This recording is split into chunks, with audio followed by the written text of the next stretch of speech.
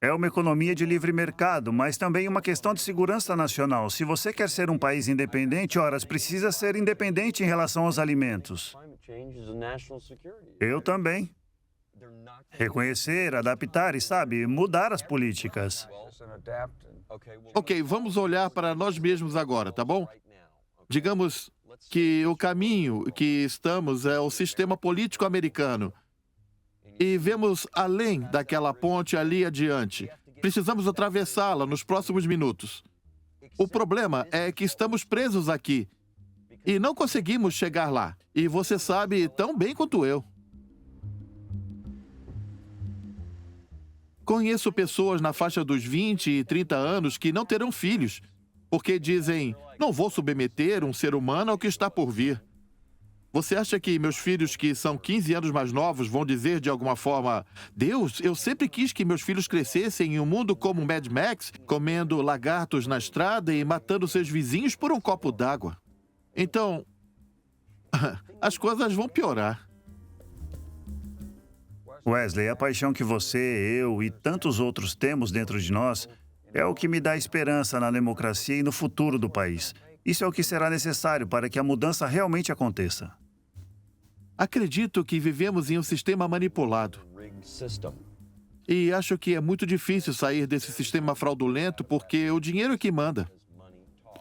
Hot money, dinheiro quente.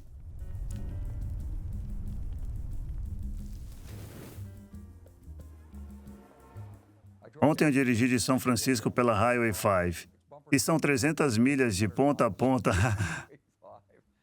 Então você pensa, Deus, isso é apenas uma pequena parte dela. Então sabemos que essas grandes são as urbanas, como a Bacia de Los Angeles, a região metropolitana de Nova York. Sabemos que vivemos aqui por conveniência, vivemos aqui porque a civilização funciona. Mas também sabemos que é relativamente frágil, depende de energia, depende de água, depende de comida, depende de armazenamento, depende de segurança e das pessoas seguirem as regras, obedecerem às leis.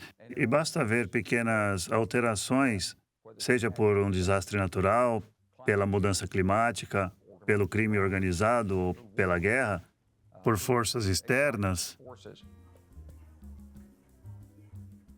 e veríamos uma catástrofe. É fácil ver como as pessoas podem desmoronar. Os longos túneis agora estão às escuras. Os sistemas de comunicação e telefonia entraram em colapso. Nas rodovias, os carros param para se encontrar em um local com sinal.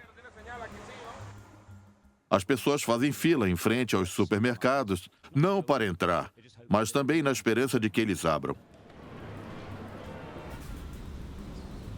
Era como si fuera un lugar desierto, porque no tenía cómo comunicarme ni cómo buscar ayuda. No tenían agua, no tenía luz, no había medicinas. A combinação do peso das evidências científicas e a dinâmica do sistema financeiro sugere que, com o tempo, a mudança climática ameaçará a resistência financeira e a prosperidade a longo prazo. Todo o dinheiro do mundo não nos salvará quando as pessoas começarem a falhar.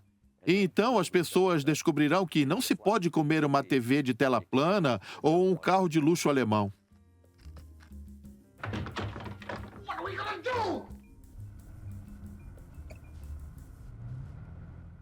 É uma guerra. É uma guerra muito mais séria do que a Segunda Guerra Mundial, porque se perdermos, todos estaremos mortos. Quero dizer, você já estará morto, então talvez não se preocupe tanto, mas eu não quero que meus filhos tenham que morrer de fome. Você está me descartando muito cedo. Tá bom, mas 20 anos. Por favor, não me descarte tão cedo. Parece bom, não é mesmo? Parece sim. É uma grande parte da América. É como um ícone americano. Minha geração foi a do Beach Boys. Surfando na América. Então, você sabe, o paraíso dos turistas. Mas se eu fosse um turista de outro planeta e dissesse, olá, viemos visitar a Terra. E então meu guia de viagens dissesse, bem, está povoada por cerca de 10 bilhões de macacos carnívoros e eles são armados. Meu objetivo Meu objetivo é ver meus filhos crescidos, educados, casados e, sabe, eu quero ter bisnetos. Esse é meu objetivo. Mas se você quiser ter bisnetos, o que deve fazer é ajudar a construir o ambiente em que eles vivem e vão sobreviver. Quero que você veja os fatos como eu vejo. Sou um homem de segurança nacional. Passei a vida trabalhando para proteger os Estados Unidos, a Constituição, nosso modo de vida e o futuro dos nossos filhos e netos. Eu amo meu pai. Ambos nos preocupamos com a segurança, nos preocupamos com o futuro, mas definitivamente há uma diferença na perspectiva geracional disso. Agora eu entendo a geração dele, porque eles cresceram logo após a Segunda Guerra Mundial. Os baby boomers, eles cresceram em um mundo com mais direitos, mais dinheiro. A economia estava em constante expansão. Eles testemunharam a transição de uma sociedade industrial bastante primitiva para o que temos hoje. Houveram impérios que se formaram e caíram. E cerca de 200 anos atrás, a humanidade descobriu de repente como extrair energia da terra de forma mais eficiente. No início da era industrial, foi o carvão e foi a Inglaterra. Foi uma máquina a vapor que podia usar o carvão e se espalhou pelo mundo todo. Nós usamos essa energia e construímos essa civilização. E o preço que estamos pagando é a carbonização da atmosfera e as mudanças climáticas.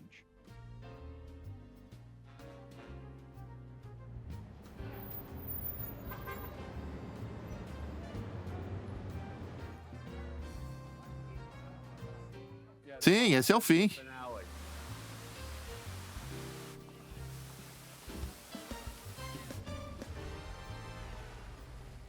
Sabe, quando você menciona a Segunda Guerra Mundial, todo mundo contribuiu e fez sua parte. E isso foi há 75 anos. Agora, se estivermos envolvidos em uma guerra de 19 anos e nessa guerra de 19 anos nos disserem para ir às compras e comprar mais coisas, nunca nos disseram para economizar nada. Na verdade, diminuíram os impostos quando fomos para a guerra.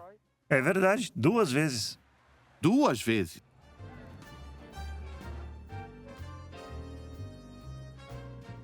Nas apostas, a casa sempre ganha. E é um jogo viciado. E simplesmente assim. Não é muito diferente do sistema bancário e nosso sistema político. Dos dias de hoje, tudo é viciado. As pessoas têm escolha em muitas coisas. Sim, tem a opção de ir para Las Vegas quando você se candidatou à presidência. Eu viajei muito, mas não conseguia pensar como construir uma economia baseada em striptease, jogos de azar e metanfetaminas. E fizemos um esforço consciente para fazer isso nesse país. Sabe, nosso negócio se adapta ao que as pessoas querem. A sociedade americana produziu enormes quantidades de entretenimento. Eles tentaram recriar a sensação do Império Romano no coração de Las Vegas. E, curiosamente, é como o Império Romano tardio, então é verdade que está entrando em colapso.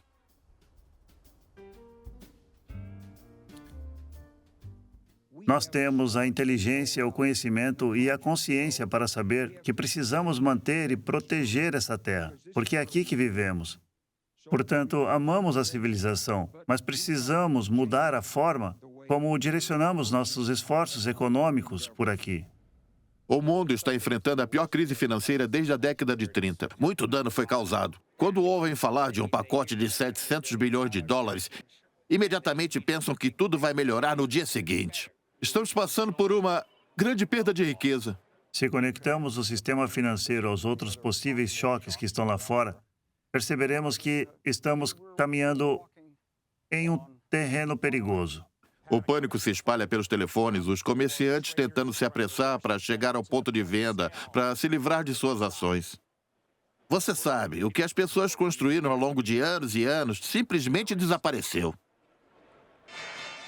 Em algum momento, corremos o risco de que algo dê muito errado. Estamos preocupados com a dívida grega, com a italiana. A dívida espanhola. Quer dizer, até agora tem sido aprimorado. Mas você não pode ver o que o Departamento do Tesouro americano está fazendo nos bastidores. Nós mantemos o sistema funcionando e nós simplesmente ainda não sabemos o limite. Então, se você pensa como podemos liderar o mundo para consertar a economia e o clima também, você tem que fazer investimentos agora, porque você não pode esperar acabar com a Somália. A Somália não tem muitos programas de infraestrutura para financiar. Eles não estão alcançando os limites da tecnologia. E isso não é porque as pessoas da Somália são estúpidas. Não é apenas porque eles viveram em uma guerra civil. É porque eles não têm capital, eles não têm recursos. O capitalismo é uma organização econômica, é uma forma de organizar a economia que se concentra em tentar gerar retornos futuros, retornos acima dos investimentos que faço hoje. Então, é sobre expansão, é sobre fazer mais no futuro do que temos atualmente. Quando você pega um empréstimo, bem, o que acontece é que os bancos irão te cobrar juros, não apenas pelo risco, mas porque eles querem que o capital volte com os juros. E não apenas que volte, porque eles querem garantir que o capital esteja crescendo e é assim que se constrói riqueza e aumentam os ativos. E essa é a dívida que permitiu que tudo isso estivesse aqui. É o acelerador do crescimento econômico.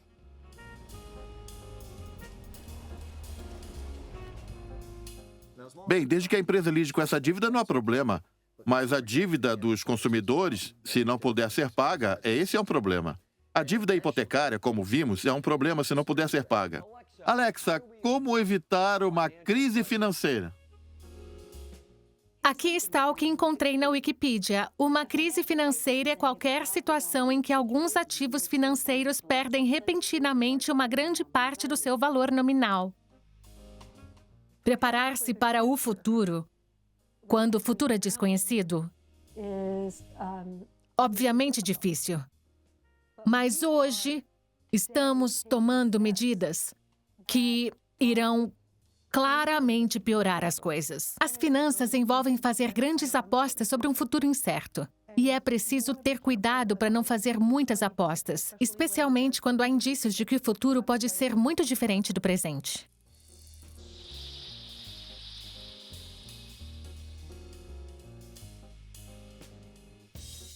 Parte 1.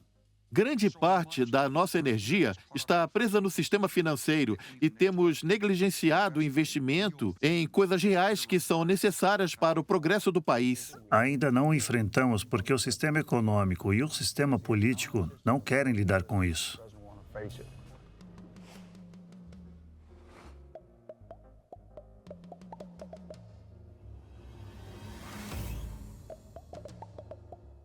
Alguém trouxe tesouras?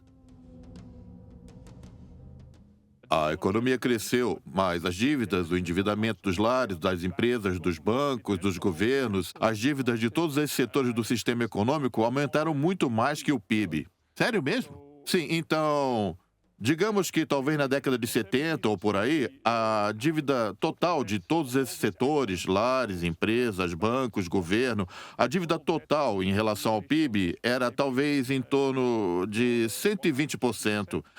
E agora isso aumentou de forma muito constante ao longo do tempo para cerca de 290%. Então, se ninguém pagasse durante 3 anos e continuasse trabalhando o tempo todo e não comesse, nem dirigisse carros, nem nada, poderíamos pagar nessa dívida?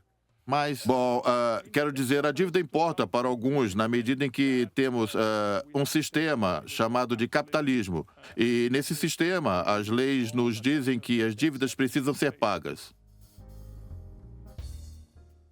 Quanta dívida precisamos gerar para gerar $1 de PIB? Para que a economia gere $1 extra de renda, precisamos contar com $3,30 de dívida extra. Uma renda é basicamente salários mais benefícios. Isso é o PIB, mas também pode ser chamado de outra forma. Pode-se dizer que é o valor adicionado criado pela produção das coisas. E como resultado de enfatizar o PIB, acabamos em uma situação em que o mercado segue o seu curso. Há algumas vendas, há algumas compras, mas realmente não sabemos como as pessoas estão se saindo bem. Sabe, quando éramos crianças, $1 de dívida criava $1 de PIB. Então, você sabe, é como a economia keynesiana. Coloca-se dinheiro em projetos sociais e ele é reciclado de volta para a economia. Mas hoje são necessários mais de $3 de dívida para produzir $1 de PIB. E tudo isso aconteceu nos últimos 30 anos. Então, para criar mais dinheiro, você tem que criar mais dívida. 3 vezes, mas a dívida também. Mais que o triplo da dívida. O acesso ao crédito e a capacidade de se endividar é o que tem permitido manter essa tendência do que chamamos de consumo. Portanto, há uma relação muito próxima entre o aumento de renda e as emissões de carbono. Nos Estados Unidos, que já é o país que desproporcionalmente produz e consome mais energia, os gastos per capita aumentaram 42% entre 1990 e 2008. Houve um aumento de 300% nos gastos com móveis, 80% nos gastos com roupas e de 15% a 20% nos gastos com veículos, moradia e alimentos, ainda com salários estagnados. Então, esse é o touro de Wall Street, que é um símbolo de um mercado em alta, o que significa que mais pessoas estão gastando dinheiro do que ganharam no dia anterior. Nossas democracias basicamente se tornaram dependentes da ideia de que haverá mais para todos, que podemos expandir, expandir, expandir. Sabemos que há uma incerteza fundamental, simplesmente não sabemos o que o futuro nos reserva.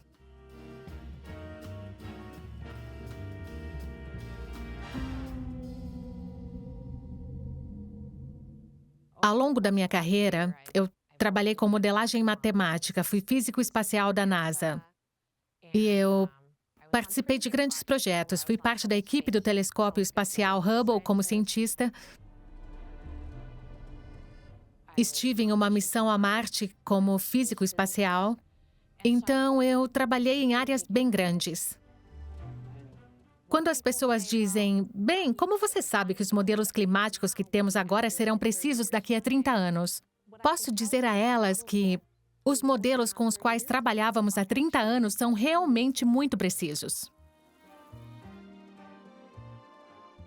O que está acontecendo com a atmosfera é que estamos vendo esse tipo de instabilidade, algo como se tivesse um tronco parado ali, que simplesmente cairia. E então, estamos vendo esse tipo de oscilação e instabilidade. Não sei exatamente quão instáveis as coisas serão, mas para mim é a volatilidade e a instabilidade que são ainda mais preocupantes do que apenas o aumento puro da temperatura ao longo do tempo. Digamos que a inflação dispare, o mercado de ações despenque, digamos que haja todo tipo de sanções às exportações, você nem mesmo consegue exportar sua tecnologia. Tudo que você tem para sobreviver é você e o seu entorno. Sabe, um dos meus objetivos esse ano era me educar mais sobre as mudanças climáticas. Eu segui o caminho de tentar entender os dois lados do argumento. E o que foi interessante para mim é que encontrei muito pouco no espaço da negação do clima. Quanto mais eu leio, quanto mais eu observo ao redor, mais eu me preocupo. Os funcionários saíram e disseram, vamos ter que liberar as barragens. Lembro-me de olhar para o meu marido, minha filha, o cachorro, a casa e pensar, será que eu estou no meio de um filme? Tem 1,76 e a água chegou até aqui. Até que aconteça com você, você não acredita que isso possa acontecer nos Estados Unidos da América. E toda a sua estabilidade financeira desaparece. Então, se tivermos, Deus nos livre, qualquer outra emergência que surja, e acredite em mim, é uma fonte de um tipo traumático de pânico. Quando dizemos, oh, e se algo acontecer? Se houver outra emergência, então nós não temos fundos. Sinceramente, eu nunca imaginei que tudo que eu trabalhei tão duro para conseguir seria tirado de mim em questão de horas. E é por isso que acredito que a mudança climática terá um enorme impacto econômico. E a riqueza que você tem pode ser erradicada em questão de horas.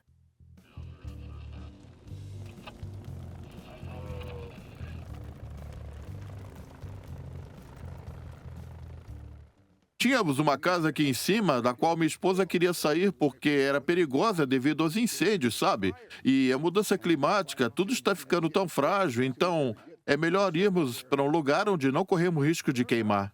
Então nós mudamos para esse lugar bonito e o fogo não nos alcançou, mas o fluxo de detritos devastou tudo, cara. Tínhamos até 1,20 m de lama, pedras grandes. Você estava aqui, certo? É, isso aí. E como você escapou? Me resgataram de helicóptero. Jesus! Eu disse, sabe, para minha esposa, você tem um lençol? Ela disse sim e me perguntou o que vai fazer com lençóis. Eu disse, vou escrever socorro, ué.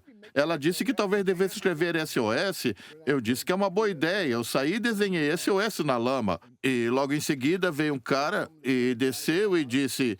A gente não tinha certeza se era um SOS ou código de área, porque parecia ser um 805. E eu disse, bom, tenho que trabalhar minhas letras. Tivemos sorte, mas nós conseguimos, sabe? Foi terrível, terrível. As pessoas foram arrastadas pela nossa casa e nós fomos sortudos, sabe? Nós tínhamos dinheiro para reformar esse lugar, mas imagine as pessoas lutando em todo o mundo com essa mudança climática. Bom, é assim que começa. Você lê sobre isso e tudo parece muito distante, mas então acontece algo e você se vê no meio de tudo isso, isso se torna algo muito pessoal. As palavras não podem descrever isso. Ai, meu Deus.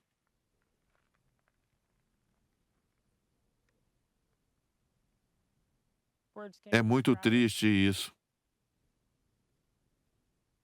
É lamentável, muito triste.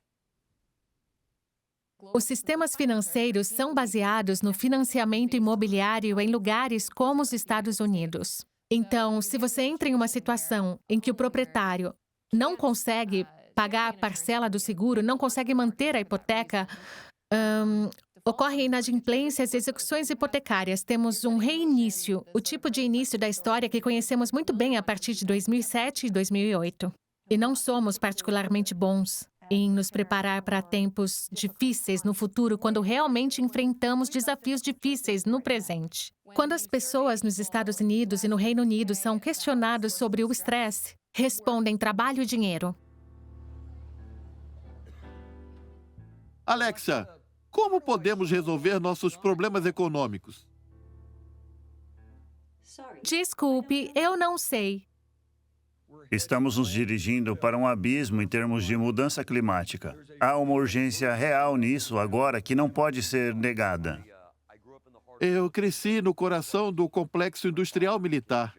Meu pai se tornou general depois que eu fui para a universidade. Fiz minha graduação na Escola de Serviço Exterior da Universidade de Georgetown e Madeleine Albright foi uma das minhas conselheiras na universidade. Eu pensei, se alguém tinha um plano liderando coisas, quando meu pai era chefe da OTAN, eu tive a oportunidade de ir até lá e ouvir as perguntas que os senadores e congressistas faziam. Eu percebi que ninguém estava realmente no comando de nada. E o erro que a grande maioria de nós comete é pensar que há grupos de pessoas que estão no comando das coisas. Alguém que tem o plano mestre, se há uma cabala ou uma conspiração por trás de tudo que está acontecendo, e isso simplesmente não é verdade. Estamos fazendo tudo o que podemos para aumentar nossa pegada de carbono?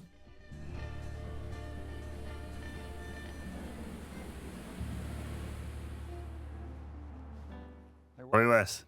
Como foi a conferência? Tudo bem? Bem, Bom, Eu acredito realmente que eles queriam ouvir o que está acontecendo e quais são os desafios. E foi isso que eu apresentei. Foi uma espécie de análise dessa situação na Venezuela. O que acontece quando uma economia entra em colapso? Quer dizer, inicialmente foi apenas uma questão de preços do petróleo ou... Eles tentaram transformá-la em uma democracia populista, sabe? Onde agora Maduro é um ditador, mas aparentemente o povo gosta dele. Mas, na verdade, Cuba está lá. Eu estive na Colômbia há cerca de 6 meses e me disseram que os cubanos estão se aproximando do exército venezuelano e desarmando eles, porque não confiam nos venezuelanos. É assim que você toma conta de um país. Você se desfaz das forças do país e impõe as suas forças, fortalece suas forças de segurança e depois cria um exército adicional. E então você vai aos militares que poderiam ser leais ao país e diz: entreguem suas armas. E assim, muitos militares venezuelanos se tornaram refugiados, foram desarmados e enviados para fora do país. E há milhares de pessoas apenas sobrevivendo por lá. Sabe, estamos indo nessa direção mesmo antes de termos tido o colapso econômico, com grupos armados nas ruas. Ontem havia 20 mil pessoas armadas nas ruas. Bom, isso foi apenas uma demonstração. Você não leva armas para uma manifestação, a menos que esteja demonstrando que gostaria de matar pessoas. A Venezuela pode ser um exemplo do que acontece quando a sociedade civil se desintegra, porque não há um governo estável e transparente, baseado no Estado de Direito, e não se investe adequadamente em infraestruturas. Muitos, como Erin Burgos, acreditam que não tem escolha. Bueno, no hay luz, no hay agua, no hay comida, no hay trabajo. O que costumava ser um dos países mais ricos da América Latina, agora é mais caótico e perigoso. Mas é isso que acontece nesses países. Mas como esses países o senhor se refere a países que têm uma liderança incompetente? Países que, sabe, que não cuidam da sua população, mas compensam estabelecendo mecanismos repressivos para, sabe, para garantir a sua permanência no poder. Só me preocupa que isso aconteça nos Estados Unidos. Temos um país como a Venezuela, onde a primeira coisa que caiu foi a infraestrutura energética. E agora estamos descobrindo que não se trata apenas do fortalecimento de eletricidade e petróleo. Agora sua infraestrutura de água está entrando em colapso. E esse é um país tropical. O setor energético não recebeu a formação e o investimento que precisa e os especialistas foram expulsos. Disseram que o setor energético, especialmente o petrolífero, está afundando e essa é uma fonte importante de receita para o país. Ao mesmo tempo, há uma seca significativa em um país com muita água, o que significa que as represas não conseguem gerar a mesma quantidade de energia de antes. Portanto, o setor elétrico, o petrolífero e a sociedade civil estão em colapso e isso significa que também há um colapso na infraestrutura de água. Porque mesmo que você tenha tubulações, se não tiver eletricidade, não pode gerar tudo. Então há uma tensão severa, o que significa escassez de alimentos, distúrbio, falta de dinheiro. E isso é um problema importante. O impacto das mudanças climáticas não é linear.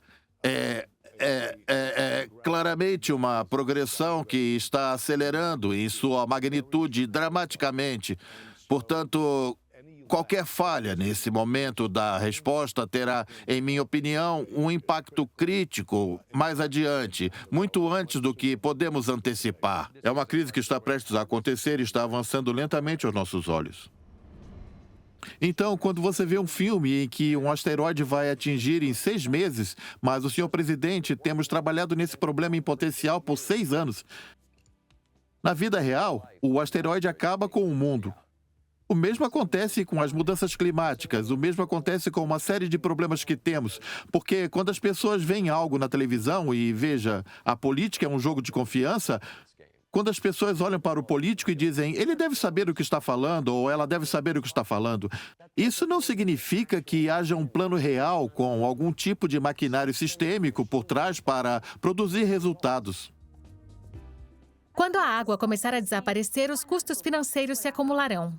Você está cansado de viver em uma casa como esta? Quando realmente deseja viver em uma casa como esta? Vamos dar uma olhada. Temos toneladas de propriedades à beira-mar e mais a cada dia. A Century 22 agora atende partes da Califórnia.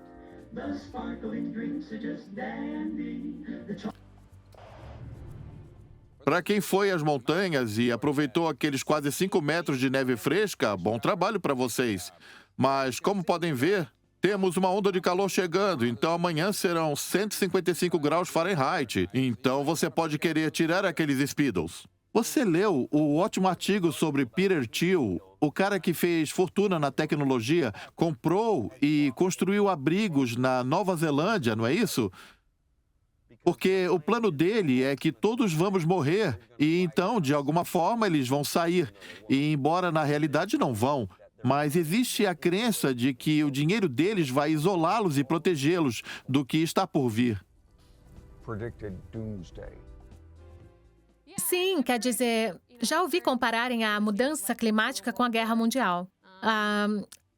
Então, a diferença é que nós sabemos muito mais sobre o que está por vir. Venha para o nosso condomínio luxuoso de sobrevivência e não deixe que o Armagedon o desanime. Então, a menos que você possa produzir milhares de anos de água, ar e comida no seu bunker subterrâneo, você não conseguirá. E o resultado mais provável é que os trabalhadores da construção, provavelmente não sindicalizados, que você pegou para construir esse bunker para você, saibam exatamente onde está e eles têm acesso a todas as ferramentas. Quanto mais cedo as pessoas começarem a usar seu dinheiro como uma ferramenta em vez de um objetivo de vida, mais rápido seremos capazes de nos livrar desse buraco. Então, pai, eu sei que você não quer prestar atenção e não quer ser filmado com miniaturas porque não quer parecer tipo o Dr. Strangelove ou qualquer outro general aposentado brincando com coisas, mas... Isso é exatamente o que parece. Veja, precisamos estabelecer algo que as pessoas possam entender como funciona. Temos um produtor de alimentos, outra loja ali, um banco, um proprietário de casa e, em seguida, os serviços de emergência por aqui. É como a natureza, ou mesmo vamos fazer um país estrangeiro, ou a África, ou em outro lugar. Mas a primeira coisa que eu tenho que fazer é mudar a forma como tudo está configurado, porque precisamos do banco entre o clube e o campo, todos os outros. Temos um sistema financeiro enorme em comparação com o que eu chamaria de economia real, onde as pessoas trabalham, produzem e vivem.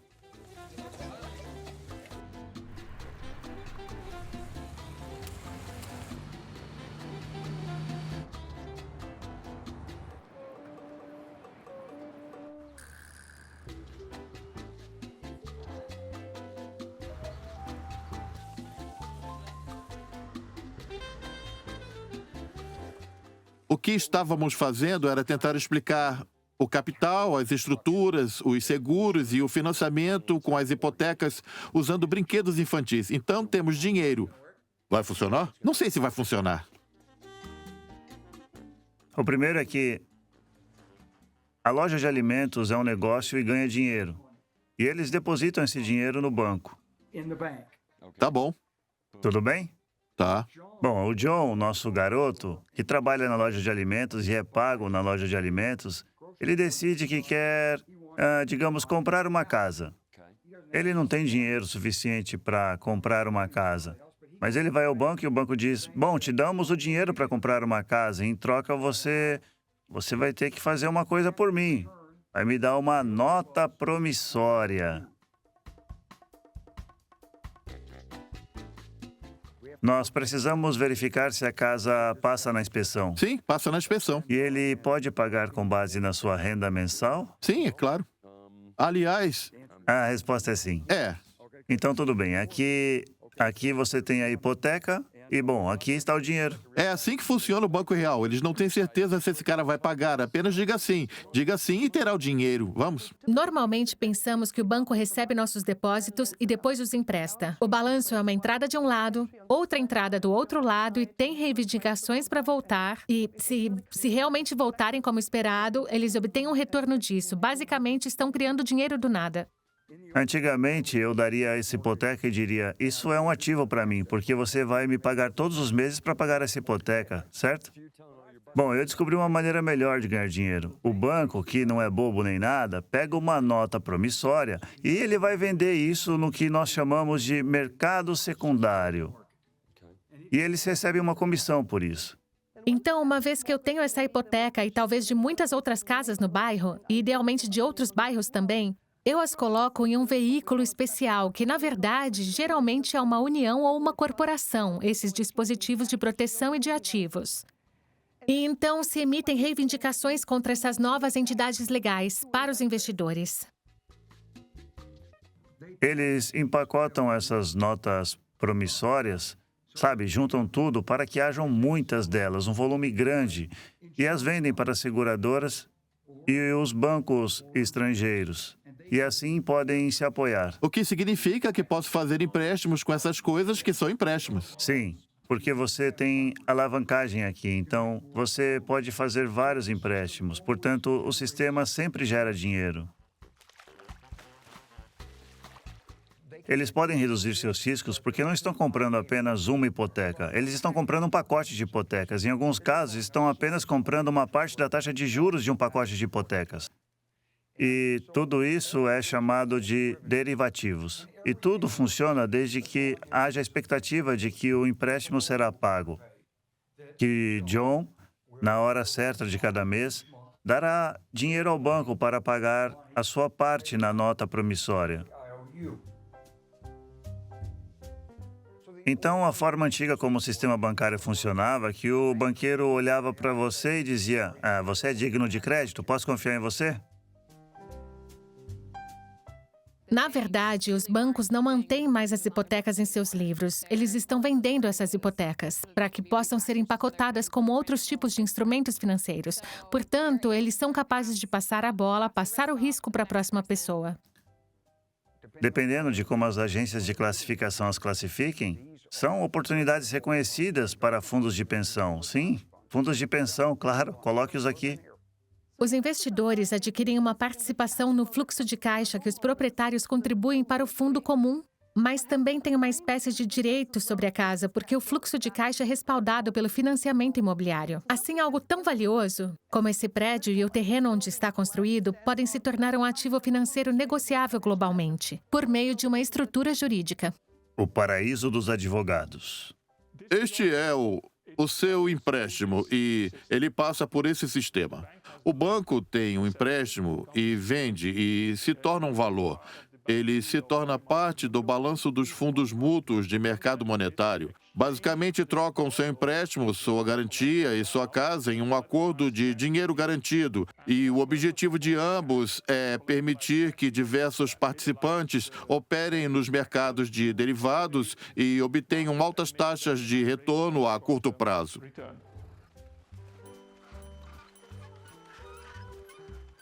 Hoje em dia, a dívida é tratada como um ativo e pode ser negociada globalmente, entende? Demos um salto enorme desde o século XII, quando surgiram as primeiras notas negociáveis, até tratarmos a dívida como um ativo que simplesmente podemos negociar agora em um mercado global.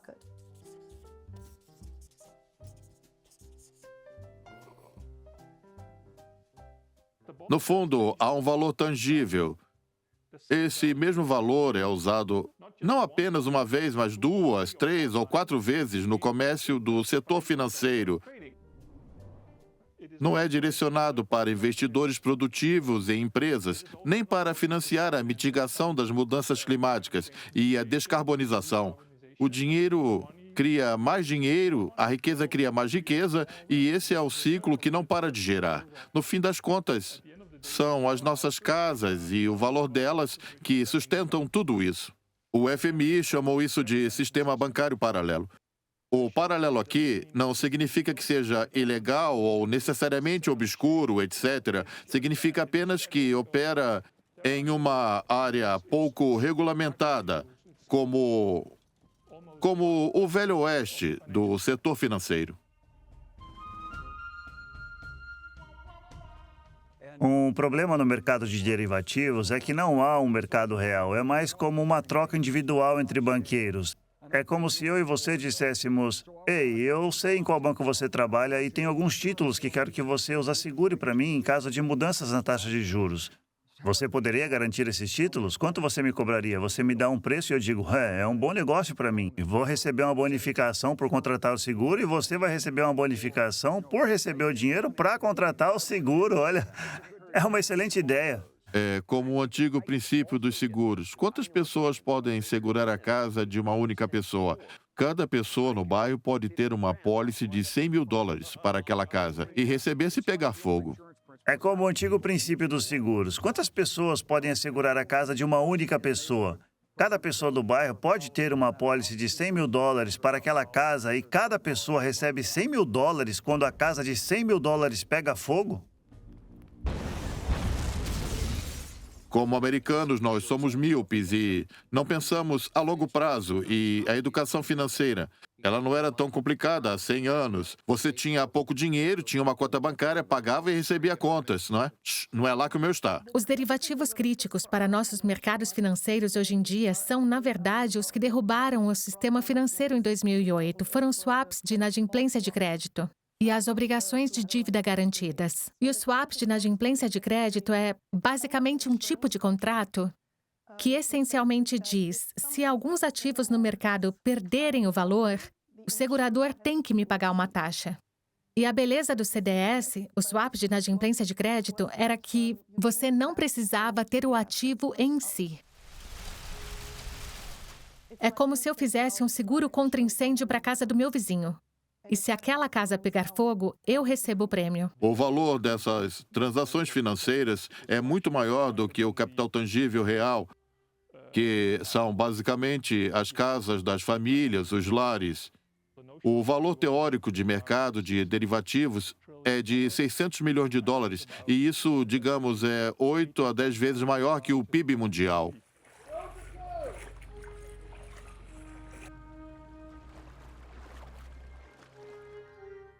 Uma cidade americana com trilhões de dólares de valor imobiliário, ali mesmo, ou pelo menos centenas de trilhões, simplesmente não existirá mais. Como vai funcionar? Como funciona o setor bancário? Como funciona o mercado de seguros, mercado de resseguros? O que foi colateralizado com os bens imobiliários? Não se trata apenas de diferentes atores que negociam em diferentes mercados ou em diferentes transações legais. Nosso sistema financeiro é tal que temos grandes bancos, megabancos, bancos grandes demais para quebrar, que frequentemente operam em ambos os lados do mesmo mercado. Os grandes bancos não sabem necessariamente quanta exposição de risco o banco contraparte em outro país está disposto a assumir. Ninguém realmente entende as interdependências legais incorporadas nesses contratos e que, em última instância, podem derrubar todo o sistema financeiro. O sistema é tão complicado que a responsabilidade se perde. Então, o valor real está aqui. Todas as transações são construídas sobre a economia real.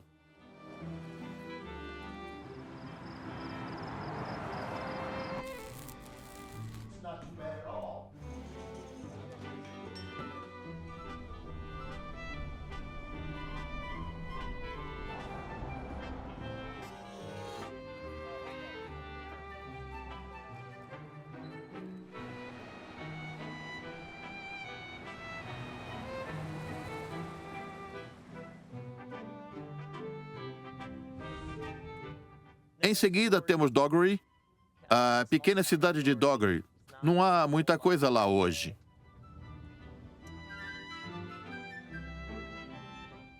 Era uma cidade pequena que costumava ter uma mercearia quando eu estava crescendo, tinha uma igreja,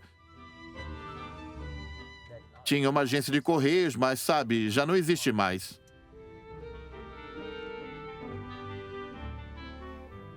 A agricultura e a América Rural receberam um adiantamento da automação que está prestes a chegar ao restante do país. Estamos aqui na praça da cidade em DeWitt, Arkansas, e se você olhar ao redor, não há muitos negócios aqui. Um deles é o de Departamento de Serviços Humanos. Então, quando definimos a economia real, não vamos esquecer das fazendas. Ainda são 88% de pequenas fazendas familiares. Este é um silo de armazenamento de grãos da fazenda da minha família.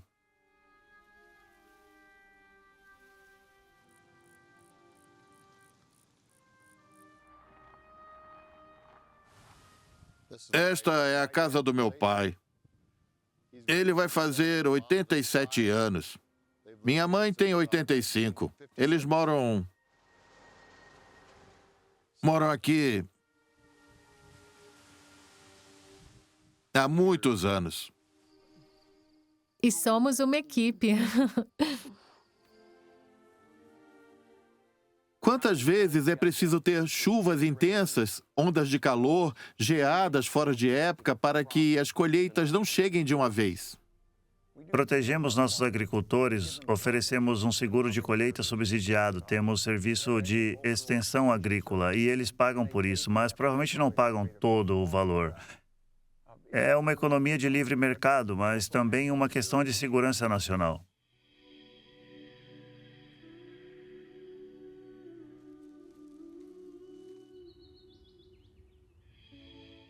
O programa de seguro de colheitas foi criado em resposta aos efeitos da poeira e da Grande Depressão. Muitas áreas dos Estados Unidos foram severamente afetadas pela onda de poeira e muitos agricultores perderam tudo.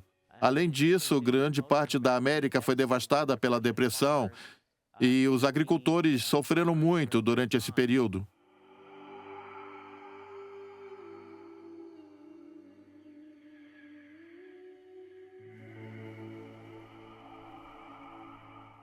Muitas partes das planícies estavam completamente cobertas de poeira.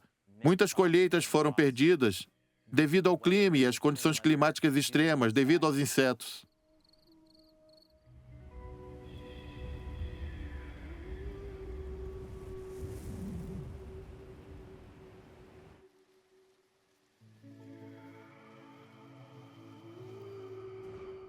Mas é em grande escala, como disse meu pai, são eventos de grande escala pelos quais todo mundo se preocupa, como a grande seca.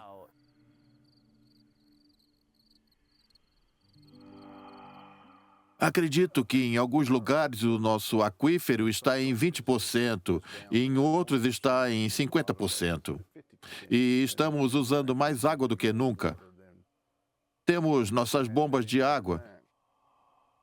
E estamos construindo canais. Essa é a primeira fase. Estamos tentando levar água para esse bio indiano e depois nós vamos usar isso como o principal suprimento de água. Em Arkansas, temos um evento de seca a cada temporada de crescimento. Não importa se acabamos de passar por uma inundação, assim que saímos desse evento de inundação, estamos regando, porque nosso solo não é muito profundo, nós temos o que chamamos de camada dura, logo abaixo da superfície, o que ajuda o cultivo do arroz. Sim, foi muito útil.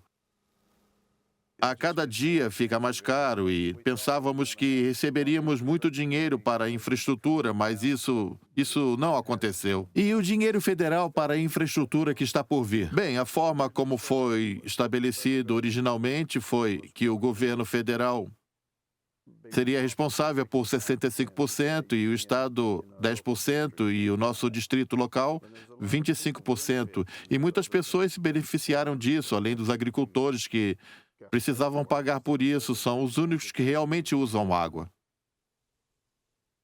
E suponho que teremos que fazer muitas coisas assim. Sim, é isso. À medida em que a temperatura aumenta, os padrões de chuva também mudam. Cada pessoa com quem conversamos sobre agricultura e diferentes métodos de cultivo, seja arado, não arado, orgânico ou não, sabe que cada pedaço de terra é diferente. E cada comunidade pequena é diferente. E o ecossistema é diferente. Então, como pode um gigante como J.P. Morgan prestar serviços a uma comunidade como essa? E porque eles queriam fazer isso? Essa é a parte restante da história. Quero dizer, isso não será um centro de lucro para eles virem aqui e olhar para um homem que está cultivando 2.000, 3.000 acres. Eles procuram fazendas de 20, 50 mil acres onde possam justificar passar algum tempo nelas. Os relacionamentos com os bancos também mudaram, mas costumavam ser bancos menores que conheciam o seu pai, o seu avô. E se você fosse a um leilão de fazenda e dissesse: eu gostei desse trator e ele custasse 27 mil dólares, só precisava ir ao banco e dizer: eu quero ele, está na sua conta. Há 60 anos, se você ganhasse dinheiro com uma colheita, pagava todas as suas contas e podia mandar os seus filhos para a escola e comprar comida. Estava tudo bem. Hoje em dia, você pode fazer uma colheita e perder seus ativos.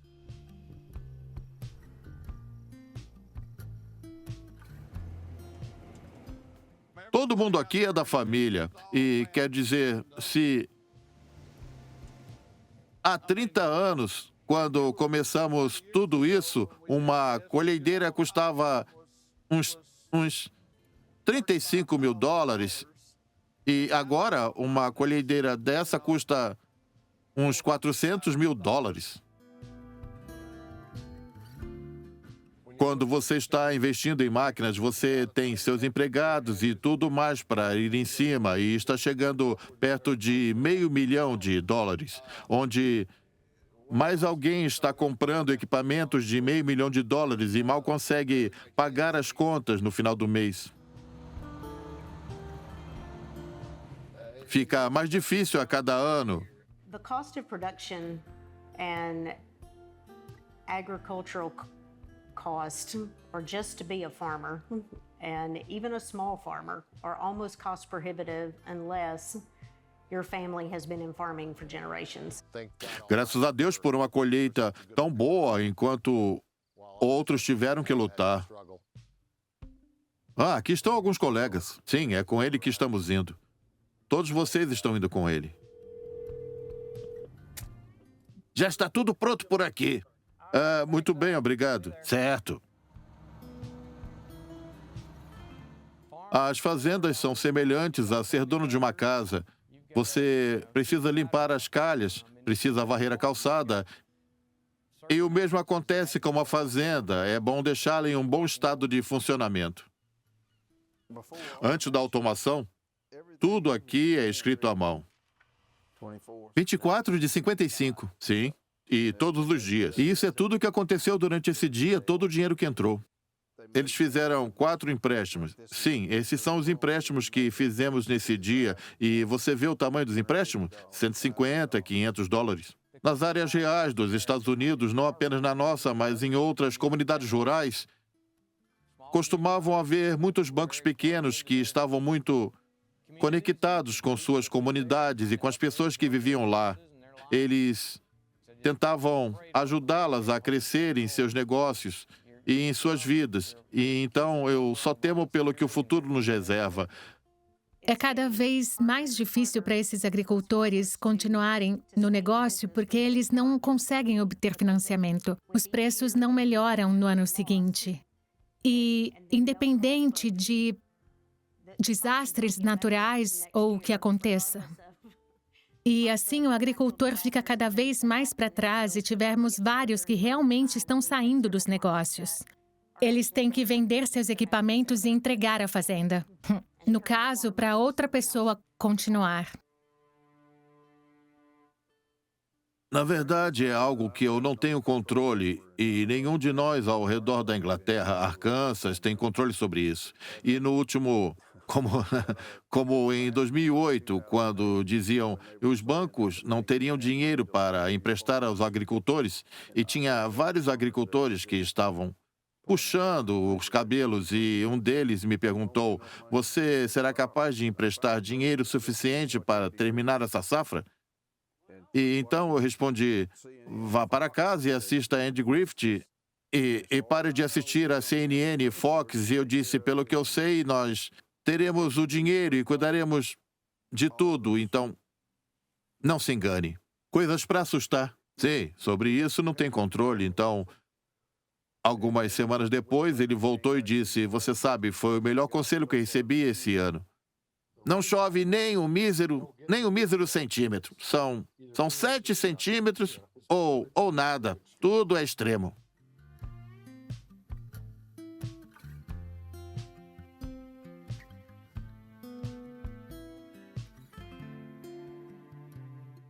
Muitas dessas restrições aos bancos estão sendo eliminadas. Então, ainda temos o comércio de derivativos e não sabemos o que é. Há centenas de trilhões de dólares, talvez 800 trilhões de dólares em derivativos nas bolsas de câmbio que não podem ser cobertos. Nos anos 80 era, Gordon Gekko é um cara legal, ele nos ensinou que a ganância é boa. É um ciclo na América. Você tem que criar riqueza. Não se pode criar riqueza simplesmente tirando-as de pessoas por meio de impostos. As pessoas precisam de incentivo para criar riqueza. E essa tem sido a grande virtude da democracia ocidental por cerca de 300 anos, sabe? Mas também tem sido um grande mal-entendido. Então, voltemos aos Estados Unidos após a Guerra Civil e o crescimento. O crescimento foi feito com a terra que as pessoas foram literalmente assassinadas e expulsas. E elas diziam, ei, cara, olhe toda essa terra livre. E assim é como o dinheiro foi feito. Precisamos decidir fazer melhor no futuro. O capitalismo americano pode ser bastante cruel. Se voltarmos na Guerra Civil Americana e ao que aconteceu logo depois, industrializamos a América, entramos na Era Dourada. As pessoas olharam para esses barões ladrões e disseram, isso não pode durar. This can't last. E acabamos no movimento progressista. Essa é a era de Reagan.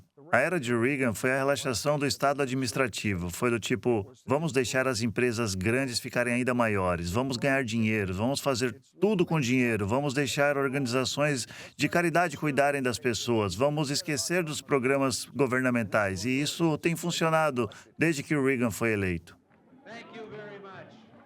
Fui criado como um vermelho. Cresci em uma família vermelha. Cresci nos anos 80.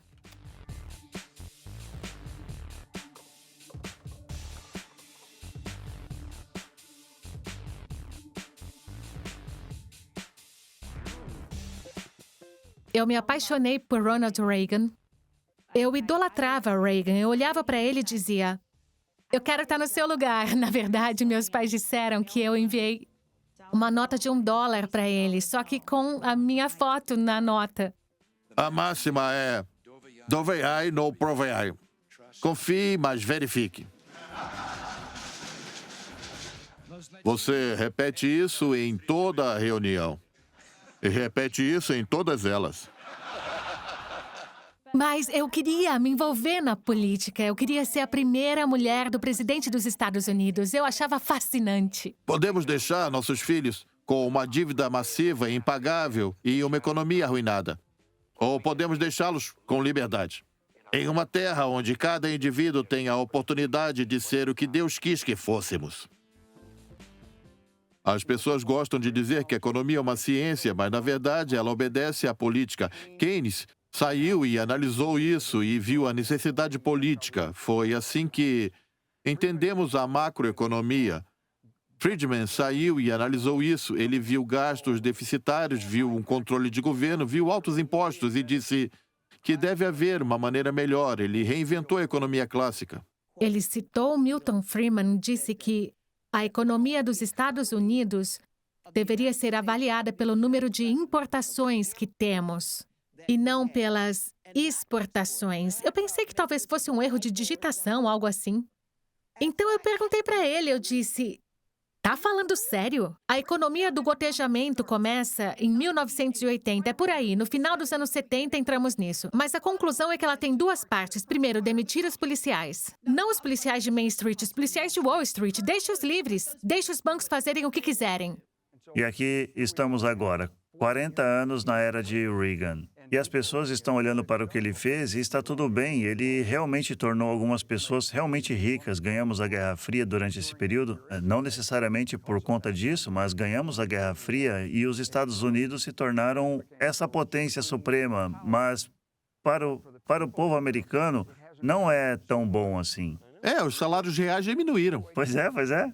Os salários realmente diminuíram e as pessoas olham para trás e querem que os Estados Unidos voltem a ser aqueles dos anos 50, quando a taxa de imposto marginal era de 91%. Minha mãe adorava Ronald Reagan. Ela assistia todos os domingos à noite a Deer Theater. No final, ele dizia, na General Electric, o progresso é o nosso produto mais importante. O que o equivocado Reagan diria se você dissesse a ele que a GE gasta mais dinheiro recomprando ações do que em R&D? Em 1950, recompras de ações eram ilegais. Eram consideradas como manipulação de mercado. Agora, analistas de investimento olham para essas empresas e dizem: muitas empresas são realmente inteligentes. Acho que suas ações vão continuar subindo porque elas têm um ótimo programa de recompensas de ações. Isso não faz nada pela economia. O americano médio está vivendo no PIB de 1980.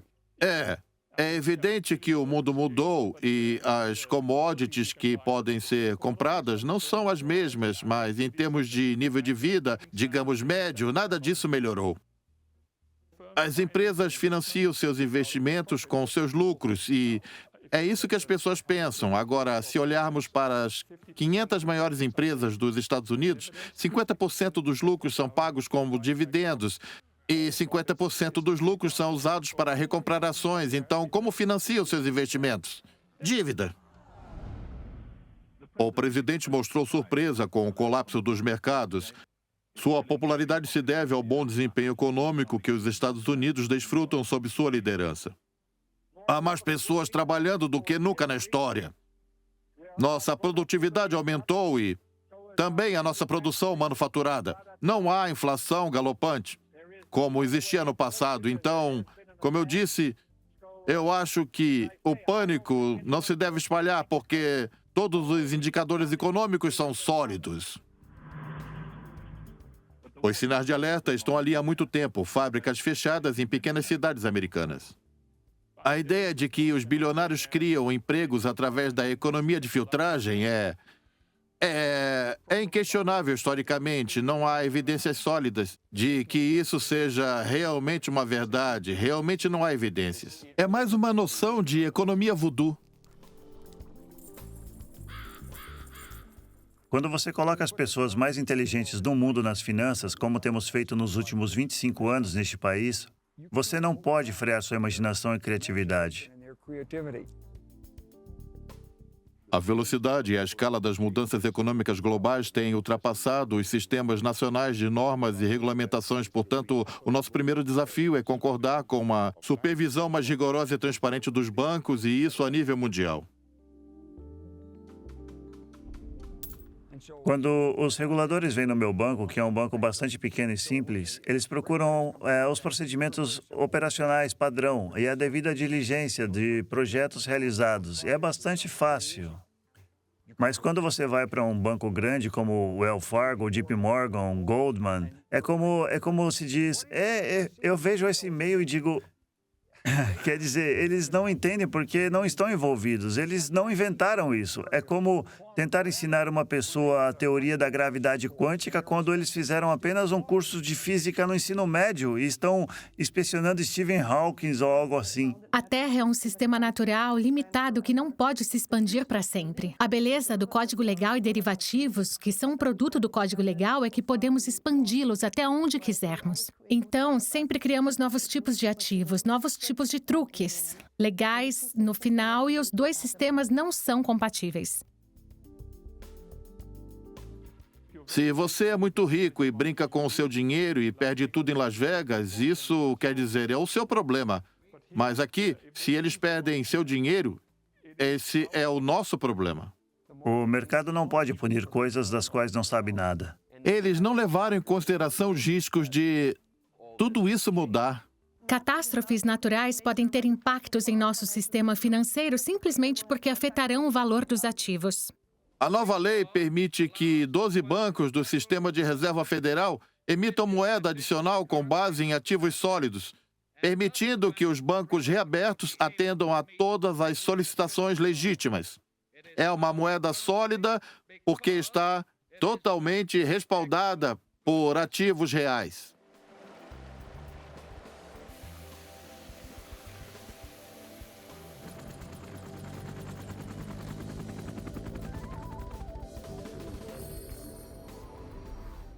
Então, o que acontece é que há um evento. E quando o evento acontece, então todo mundo acorda e, infelizmente, ocorre o que chamamos de contágio de um sistema financeiro. E as pessoas vendem suas ações, tentam obter o reembolso de seus derivativos, querem acionar suas apólices de seguro e o mercado começa a entrar em colapso. Quando o mercado começa a cair, os plugs são puxados de todos os lugares. Por isso, no caso das mudanças climáticas, não se trata apenas do impacto direto, mas também da possibilidade de contágio, entende? Contágio econômico, financeiro. É isso, contágio econômico, isso. Essas opiniões são apenas previsões e, como sempre, evoluirão com a chegada de novas informações.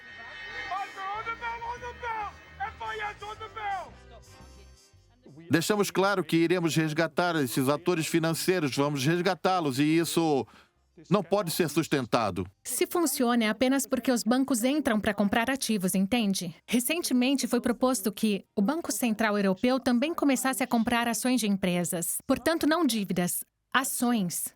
Estamos efetivamente socializando a obrigação de gerar retornos financeiros para os detentores de ativos de capital.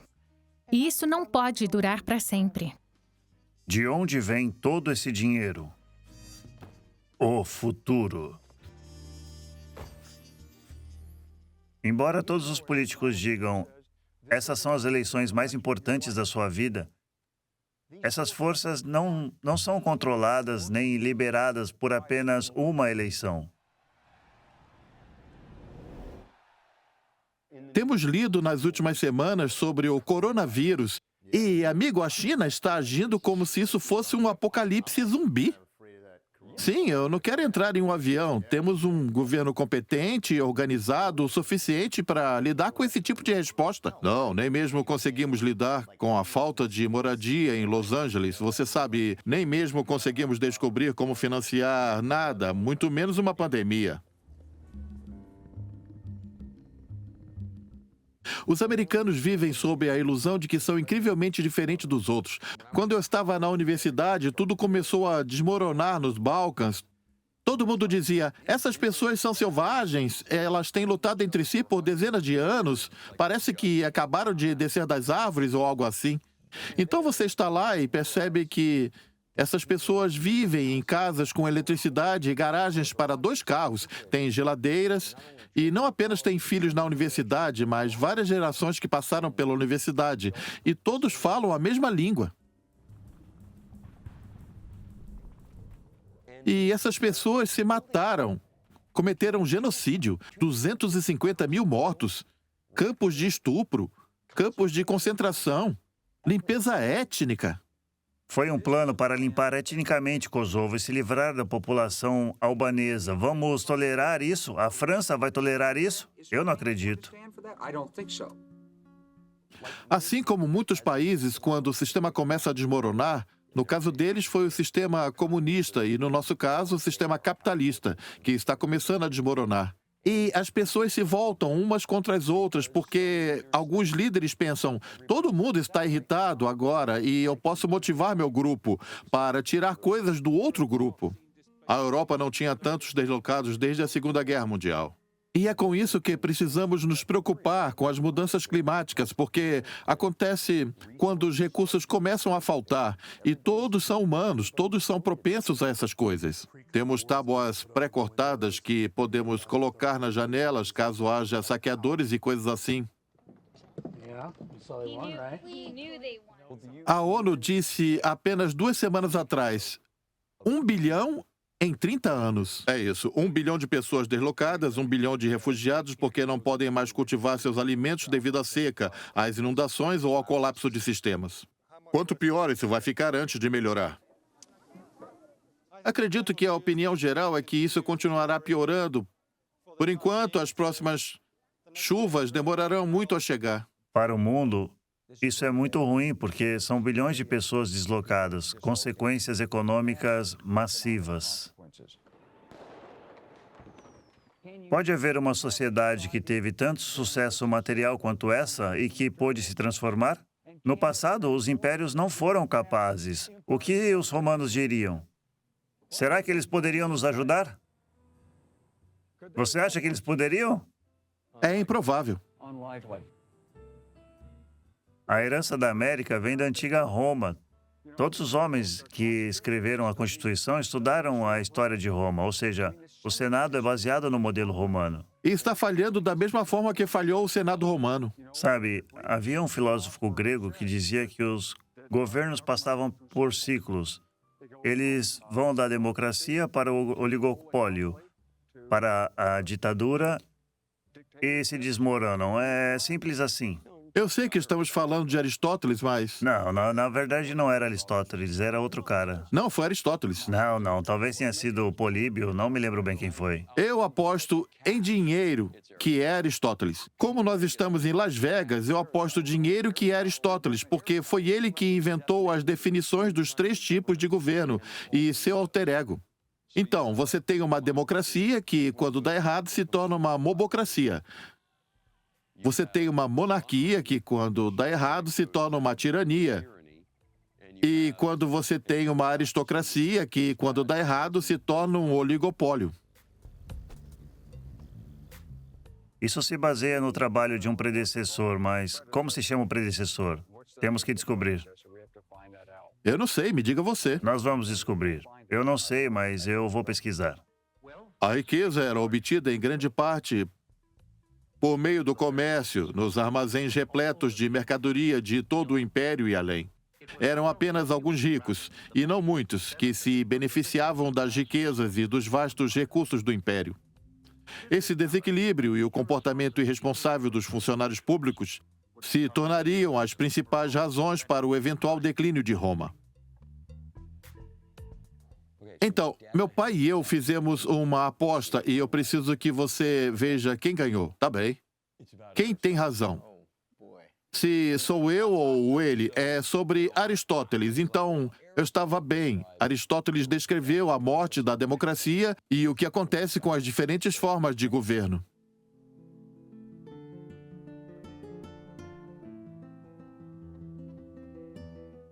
Na Idade Média, especialmente no início e durante a transição para o período medieval da Antiguidade Tardia, a desigualdade social aumentou mais que nunca e nunca vimos algo dessa forma.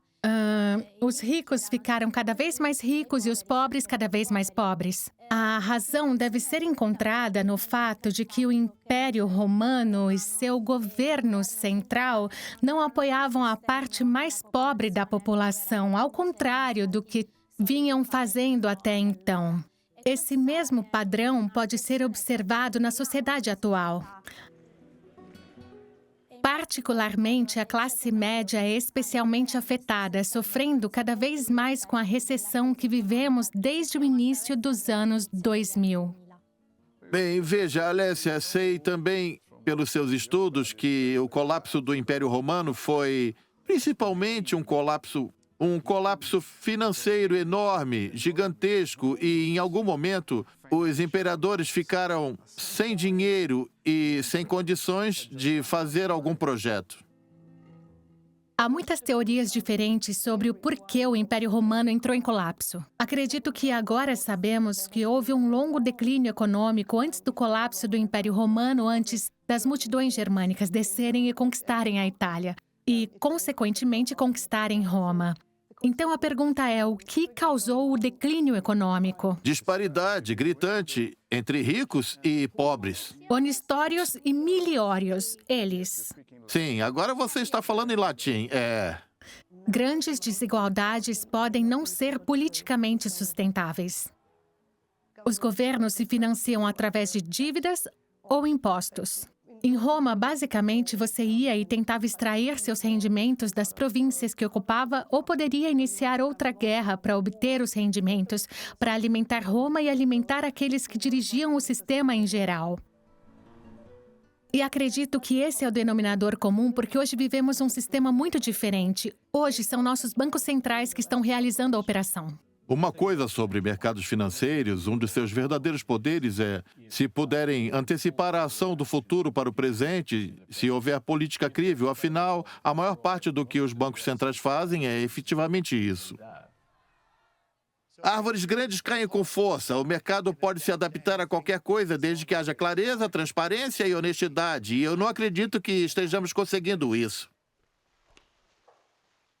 Houve muitas coisas que causaram esse problema, mas, quero dizer, essencialmente, a estrutura de Roma perdurou por muito tempo, até que finalmente ficou sem meios econômicos e, quer dizer, sem nenhuma liderança também. Os políticos foram comprados. E os fundadores da nossa república nos advertiram repetidamente que se você se tornar realmente rico e perder seu caráter moral, está acabado. Esse é um princípio em que acreditamos quando a economia está lá em cima e ela vai declinando. E quando ela declina, ela vai bem para baixo, ela vai caindo, caindo, caindo, caindo, até chegar lá embaixo. É simples assim. É o que pensamos. Talvez. You know the ancient malediction, may you live in interesting times. Então, assim terminou da última vez. Exceto que dessa vez não serão apenas os bárbaros, será o próprio planeta que arderá. There is still active fire in that area. Monitor the conditions and know what you will do if the fire threatens. Nas fumaças do pior início da temporada de incêndio já registrado, enquanto alguns procuram soluções, outros querem culpados. Intervalo. Deveria fazer uma pausa e deixar que tudo se acalme.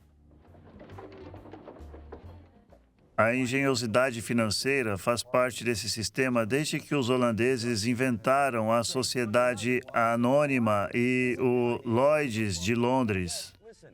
É o que as pessoas dizem. Investidores estrangeiros olhavam para os Estados Unidos e diziam: os Estados Unidos são os melhores. É o lugar mais seguro do mundo onde eu posso investir o meu dinheiro. Quero dizer, tivemos, não sei, 5, 6 eventos bíblicos, continuamos tendo. Então, temos que questionar a validade do valor e a viabilidade da minha propriedade ao longo do prazo.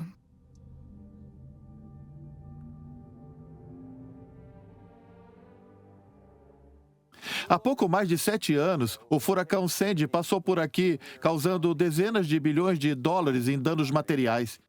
E, desde então, Nova York construiu mais, maior, mais alto e mais caro, porque nós, as pessoas, somos responsáveis pelo custo do seguro. Se, por acaso, outro furacão vir a atingir a cidade de Nova York.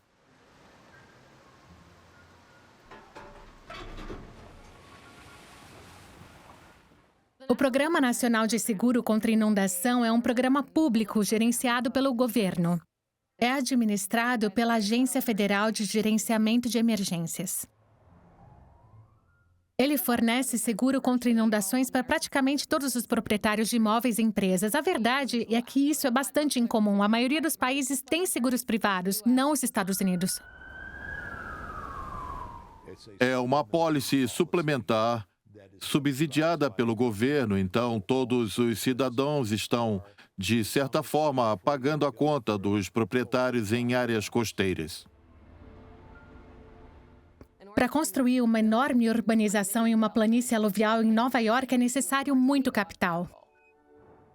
Os funcionários municipais de Nova York estão muito interessados em continuar promovendo uma versão da cidade em que a maior parte do terreno disponível seja viável para um desenvolvimento econômico contínuo, porque os impostos sobre as propriedades são muito importantes lá, como em qualquer outro lugar.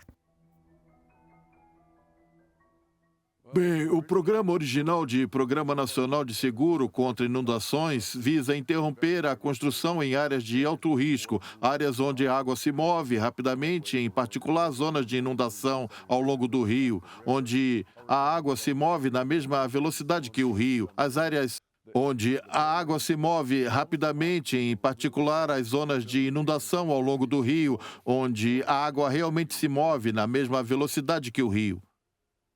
As áreas de inundações onde ocorre a marejada ciclônica é quase impossível construir um prédio realmente seguro contra uma parede de 4 metros de água que se aproxima durante uma tempestade.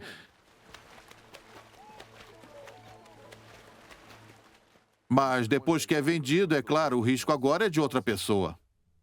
A forma como os agentes financeiros titulizaram as hipotecas no período anterior à última crise financeira ainda está em vigor. Os construtores querem minimizar o programa de enchentes. A cidade deseja minimizá-lo, quer manter as elevações nos mapas e lutar contra cada novo mapa emitido pelo Programa Nacional de Seguro contra inundações, o que causa problemas em atrasos na implementação. As comunidades costeiras estão localizadas em algumas das áreas mais valiosas do país e, consequentemente, pessoas vão lutar para proteger seus investimentos. A cidade não me exige ter seguro contra enchentes. Meu agente imobiliário não disse que eu teria que ter seguro. Sinceramente, não se olha para os mapas de enchentes quando se muda para um bairro, você se apaixona pela casa. E 85% das pessoas do meu bairro não tinham seguro. Os Estados Unidos são especialmente vulneráveis à construção em áreas fisicamente vulneráveis e propensa a desastres, devido à nossa dependência de regulamentos locais, especialmente para decisões de zoneamento. Isso faz parte dos fundamentos dos Estados Unidos, dos direitos estaduais e locais. E tem muitas vantagens, mas também uma grande desvantagem, que é os governos locais dependerem das receitas provenientes de suas construções e residentes que constroem e vivem em suas localidades, o que significa que todos os residentes se beneficiam do desenvolvimento. A política de fornecimento está tão ligada ao valor de terra nos Estados Unidos que, se o valor da propriedade cair, as avaliações fiscais são ajustadas para refletir isso e há menos receita para a base tributária, o que significa menos investimentos em serviços locais, escolas e transporte público. No Texas, não temos imposto de renda. Essa é mais uma razão para virem para cá. Porque é mais barato. Os mapas existem sobre onde ocorrerá uma enchente de 100 ou 500 anos, estão desatualizados e não são tão precisos quanto deveriam ser, para que possamos apreciar o custo do clima. E eles não são tão precisos quanto deveriam ser para que possamos apreciar realmente o custo. As seguradoras encontraram uma maneira de pegar uma apólice de seguro e titulá-las, transferindo-a para algum tipo de mercado de risco de capital, de modo que eles não estejam seguros. O que significa que estão dispostos a segurar mais e mais propriedades, permitindo que as próprias pessoas continuem construindo em áreas de risco. Eu não acredito que alguém queira vir ver a casa, atravessar a água salgada e querer comprá-la. Tenho minhas economias. É assim que vou ajudar meus filhos e minha aposentadoria. Mas agora, como você comprou numa área onde o nível do mar está subindo, é possível que essa economia não esteja segura. Mas agora, para converter suas economias em dinheiro, você precisa ser capaz de vender a casa. Mas agora, ninguém lhe garantirá outra hipoteca de 30 anos. E o que acontece com o John? John perdeu suas economias para a aposentadoria. Bom, então o John está agora literalmente sem teto. A bela casa que vamos comprar na Flórida para a aposentadoria. Sim, essa era a casa deles na Flórida. Eles iriam mudar para o Alabama. Bom, talvez eles não se mudem, mas talvez eles realmente vão para Alabama ou talvez eles vivam num parque de trailers. Inundações envolvem o governo dos Estados Unidos, enquanto o incêndio é uma apólice privada, de seguradoras privadas, e o que está acontecendo com o risco de incêndio é que algumas das principais seguradoras estão falindo em eventos como os incêndios florestais na Califórnia, que podem levar uma seguradora à falência se tiverem passivos pendentes. Nós começamos a conversar e você me falou sobre comprar uma casa em Sausalito. E o que aconteceu? Ligamos para a seguradora 2 ou 3 dias antes e dissemos que iríamos fechar e eles nos disseram, oi, não podemos assegurar aquela casa. E eu digo, o quê? E eles dizem, sim, essa é uma lista de bairros que não podemos assegurar mais. Então, esses bairros inteiros vão ficar sem seguro e eles não sabem nos dizer se vão ressegurar o atual proprietário da casa. É isso, bilhões de dólares em casas em todo o estado que terão um problema de seguro. Realmente eles terão um problema. As seguradoras asseguram por 1 ano. Então, à medida que as coisas pioram, as seguradoras definitivamente não são capazes de vir em socorro desses proprietários. Esses riscos climáticos latentes e ocultos que podem existir em diferentes lugares, em diferentes mercados imobiliários, se ocorrerem, podem derrubar todo o sistema financeiro. E agora esta casa está sendo listada por 49 mil dólares. No auge do mercado, chegou a cerca de 250 mil dólares. Não só os proprietários perdem seus ativos, os intermediários financeiros perdem seus créditos. São aqueles que compraram as hipotecas titularizadas e outros ativos relacionados a elas, como vimos na crise de 2008. A menos que estejamos dispostos a continuar estendendo o mesmo cheque repetidamente, precisamos começar a analisar se estamos fortalecendo adequadamente os serviços públicos e a infraestrutura ao redor dessas habitações para que possamos resistir a essas tempestades. Ou não devemos permitir o investimento de capital que está sujeito às condições das mudanças climáticas de forma negativa. E precisamos pensar sobre isso. É necessário isso. É realmente muito necessário. Não, isso é o que realmente me assusta, porque não estamos fortalecendo nenhuma de nossas infraestruturas. Quero dizer, ainda não. Há pessoas pensando nisso, mas ninguém fez nada ainda. Bom, do ponto de vista de uma empresa petrolífera, a maioria dos princípios ativos nos Estados Unidos e, na verdade, em todo o mundo, está na costa. Do ponto de vista deles, as instalações são tão vulneráveis quanto a casa das pessoas. Então, há uma grande quantidade de infraestrutura no Golfo do México, mas que se estende até a costa com uma série de oleodutos que estão bem na costa. E à medida que a costa se erode, esses oleodutos se tornam mais visíveis e vulneráveis e precisam ser enterrados ou construir infraestruturas ao redor para protegê-los. Então, na verdade, sim, o fortalecimento da infraestrutura, serviços públicos e incêndios estão associados a isso, ou tubulações. As pessoas estão preocupadas com como protegê-los no futuro. A natureza vai erodir os alicerces da nossa economia.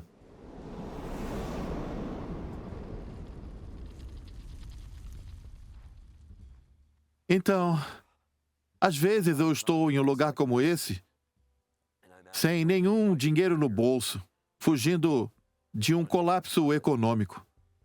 Porque temos muita terra, mas se eu tivesse que sobreviver aqui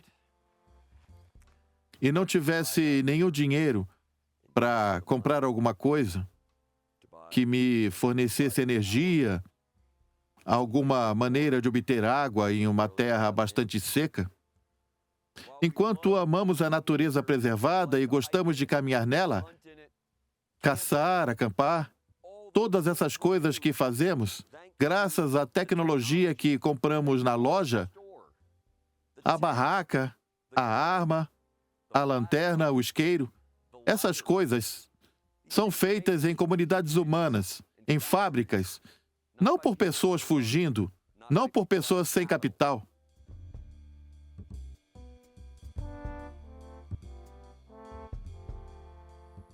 Tudo se resume à capital. Então é isso que acontece. O capital fluirá para onde puder gerar mais dinheiro para o dono do capital. Uma cidade como essa, que era apenas uma cidade mineradora de prata, é um bom exemplo da teoria do forrageamento, onde você é um animal. E essas coisas se traduzem no mundo humano também. Você precisa escolher entre duas coisas, uma que é fácil de conseguir e outra que é difícil de conseguir. Se o que é fácil de conseguir valer mais a pena, isso é o que você vai buscar. Então, é isso que causa o boom das cidades. Porque, em certo momento, a prata era muito fácil de conseguir e valia algo. Então, quando o mercado da prata desabou, bem, ela não valia mais nada. Então, eles seguiram em frente, procurando pela próxima coisa mais fácil de extrair. Esses padrões de capital não mudam com o tempo. O capital sempre buscará o maior retorno. A forma de definir o capital é o dinheiro que será utilizado para criar algo. As pessoas são muito míopes. Elas só olham para o que tem na frente delas e a carteira que tem ali. Como vão ganhar dinheiro a curto prazo?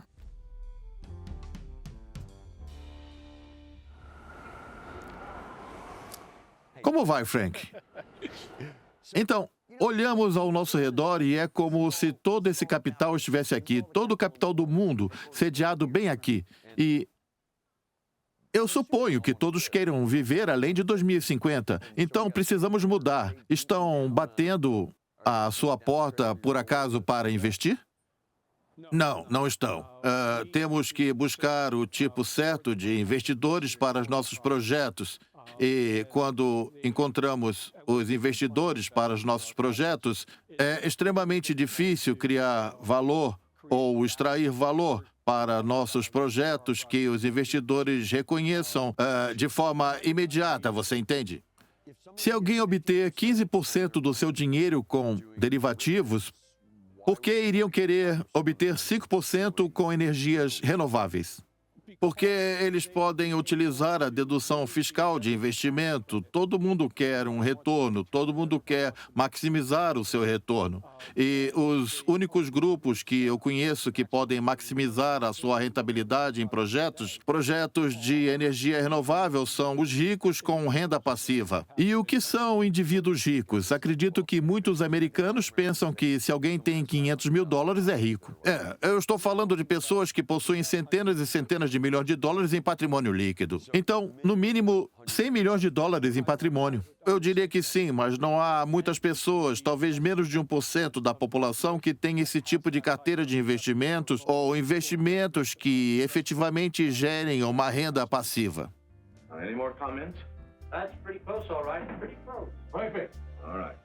Então, quando não há investimento no mercado em tecnologia que ajudaria as soluções climáticas, energias renováveis e limpas, isso se espalha por toda a vida, se espalha por todo o ciclo da vida e também por todo o fluxo de negócios. Lord Keynes, que foi o fundador da macroeconomia, fez a pergunta: por que as pessoas investem? E, honestamente, não há uma resposta. Ele chamou isso de espírito animal. Posso dizer que as pessoas têm aversão ao risco. E depois de 2008, quando vou a essas conferências de negócios e vejo os meus amigos, pergunto ao cara que vale $100 milhões: no que você está trabalhando agora? E ele diz: estou bastante feliz onde estou, e você sabe, tenho uma casa no México, estou cuidando dos netos. Eu quero dizer, ele não está investindo em assumir riscos. Ele não está criando empregos para o resto de nós, pelo menos não diretamente. Esses são os espíritos animais que estão presentes em grande parte das comunidades empresariais do momento. Portanto, a única maneira de substituir isso é com a liderança do governo. O Canal do Panamá, o Canal de Erie, a Ferrovia Transcontinental, o Programa Espacial, o Sistema de Rodovias Interestaduais. Em nenhum desses casos, um grupo de empresários se reuniu e disse: ei, vamos construir um sistema de rodovias interestaduais? Não, foi um sonho que a AIC impulsionou em 1955 e que surgiu de um estudo realizado durante a Segunda Guerra Mundial e que envolvia a segurança nacional. Não estamos falando aqui de política partidária. Ninguém tem o monopólio da verdade. E nos assuntos que afetam esse país, devemos trabalhar juntos. Os Estados Unidos estão muito divididos. Temos 50 estados, uma nação, muitos condados, muitas regiões, dezenas de milhares de cidades, todos têm voz. E é difícil conseguir que cooperemos em determinados projetos, a menos que todos concordem que é necessário que se sinta uma certa urgência para fazê-lo. Se o estudo militar australiano, o militar americano e o britânico estiverem corretos, temos cerca de 30 anos. Se não fizermos nada antes que a civilização entre em colapso, o que suponho que não tenha um bom retorno. Certo. Então, há aqueles que diriam que já podemos ter ultrapassado o ponto de inflexão, e eu não concordo com isso. Por certo, se você concorda, então isso... Então, quase torna o investimento em energia eólica e solar irrelevante.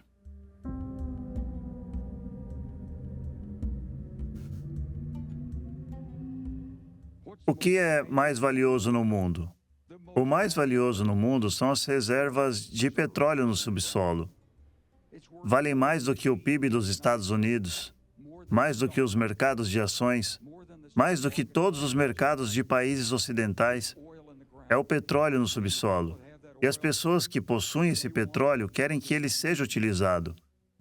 Qualquer coisa que você ouça sobre a Arábia Saudita, dizendo que eles vão além de uma economia baseada em petróleo, é apenas fachada, pois eles precisam desse petrodólar para chegar lá.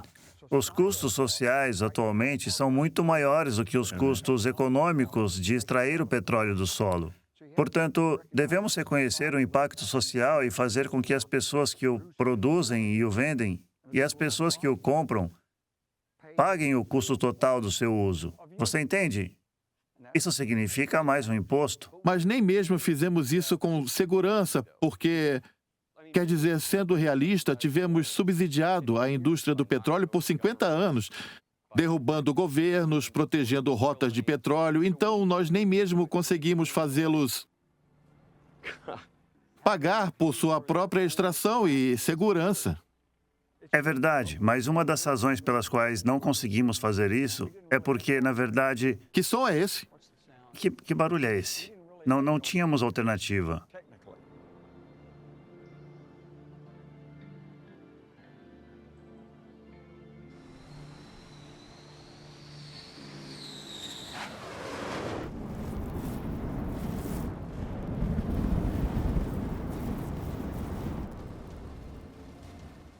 Os engenheiros trabalharam sob fogo para apagar os oleodutos incendiados pelas tropas iraquianas em retirada.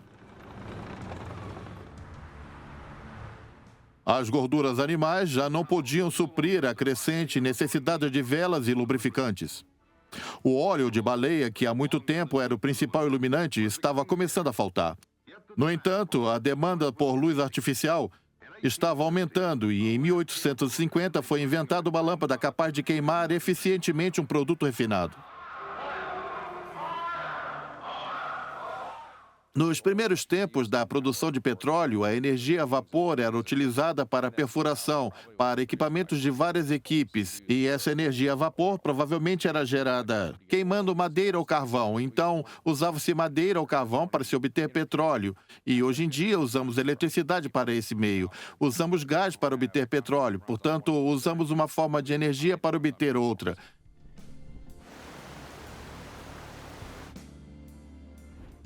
$97.103.871 barris, dia em todo o mundo.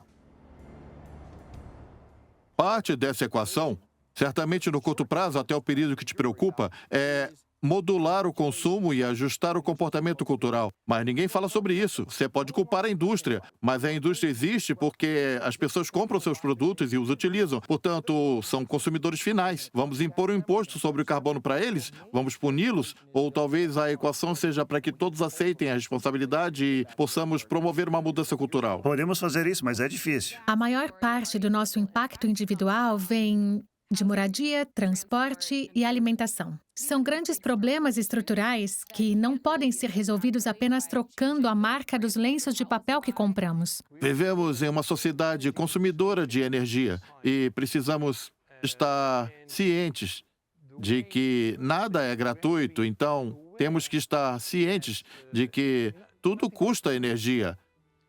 Não importa o que façamos, tudo requer energia.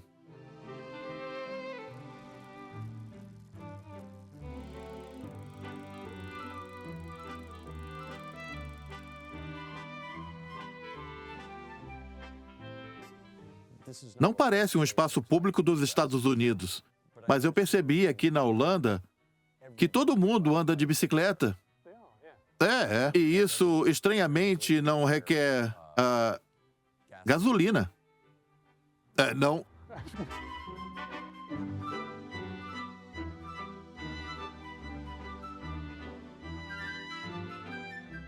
A pergunta é: podemos substituir os combustíveis fósseis por energias renováveis?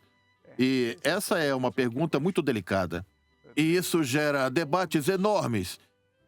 E as pessoas ficam irritadas quando você faz essa pergunta, porque não está claro o que você quer dizer. Se você está se referindo a satisfazer a ganância das pessoas com energia renovável, então a resposta é não. Mas se você está se referindo a se as energias renováveis podem produzir uma quantidade suficiente de energia para sobreviver, então a resposta é sim. Estamos em uma casa energeticamente eficiente agora que construímos. O nosso consumo doméstico, por si só, o dobro da média americana, que me despertou. Não consigo contar o número de viagens que fiz ao redor do mundo a negócios.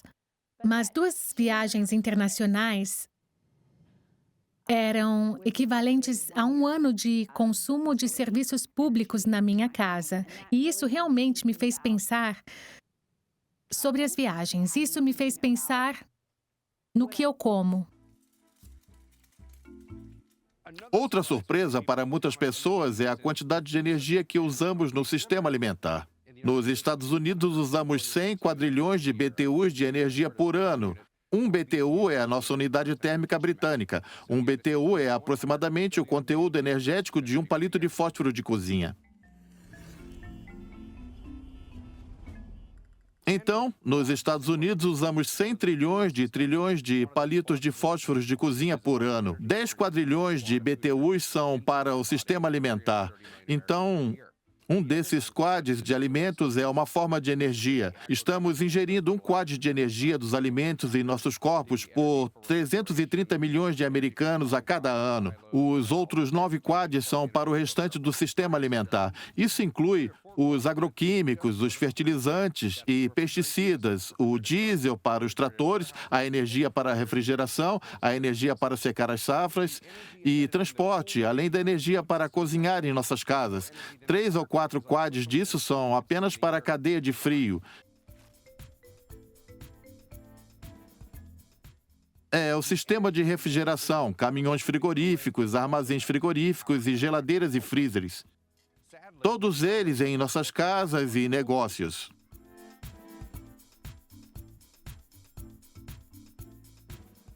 Bem, Michael, aqui estamos. Estamos cercados por água. Qual é a relação entre água e energia?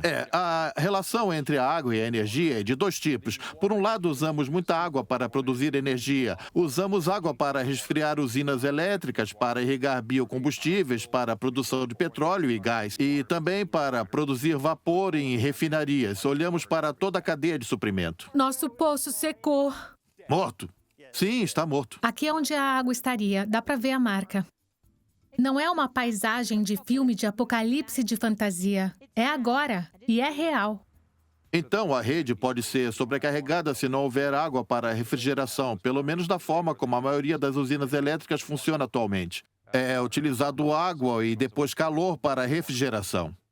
A vida útil dos painéis fotovoltaicos é de 20, talvez 25, talvez isso, uns 30 anos, sei lá. Então as pessoas dizem, bem, são necessários 7 anos de energia para produzir esse painel fotovoltaico. Então você está no lucro, mas está recebendo 18 anos de energia gratuita.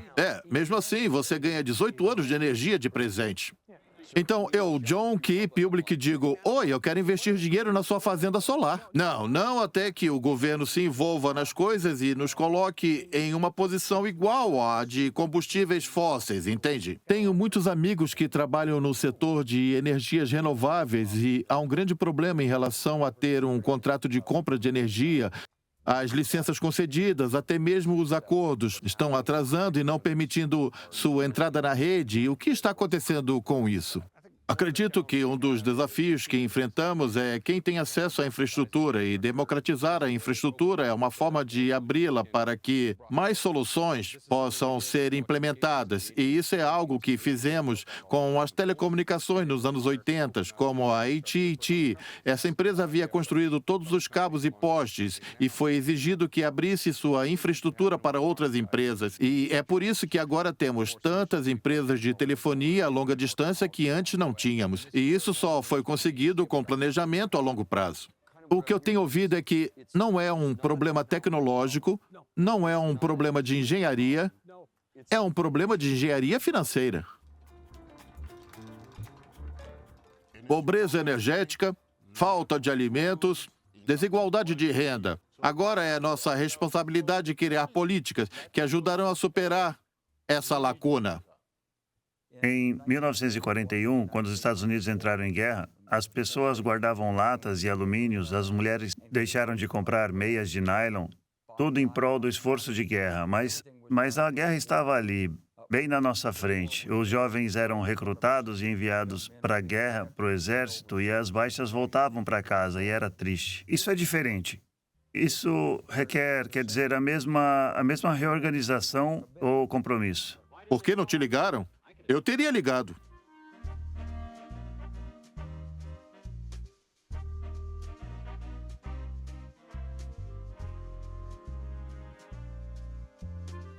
Aquilo foi antes, e isso é agora. Dê uma olhada no nosso novo lote, o lote de soluções, com milhões de soluções novas e mais a caminho todos os dias.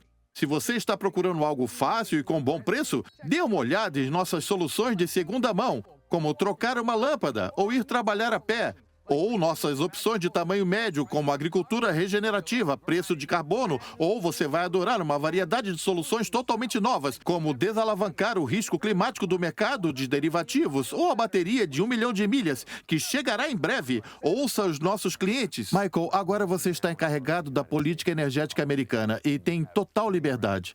Como poderíamos fazer a transição? Por razões de segurança nacional, econômicas e ambientais, existem muitas razões para fazê-lo. Precisamos fortalecer e melhorar e expandir a nossa rede. Talvez até utilizando as autoestradas interestaduais. Já temos os direitos de passagem e é só colocar linhas acima ou abaixo do solo, criando uma rede nacional.